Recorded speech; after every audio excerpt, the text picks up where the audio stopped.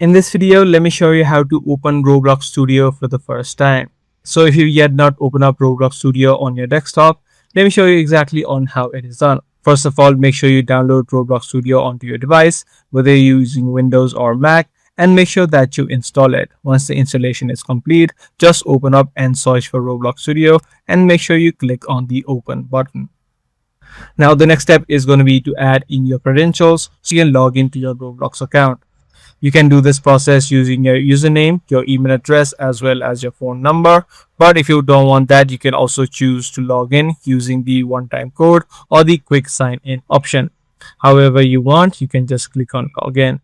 Once you add in your credentials and once you have been signed in, you'll see a similar interface. Now, if either you can start a tour of the interface of the Roblox Studio, but if you don't want that, you can also skip it by clicking on back to home, or you can click on the cross option on the top.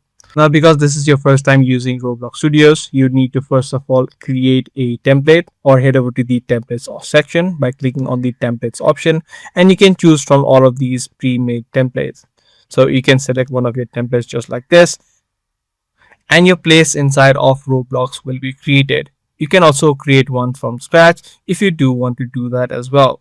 So that's pretty much it for today's video. If this guide video was helpful to you, be sure to subscribe. That's pretty much all for today. I'm going to see you in the next video.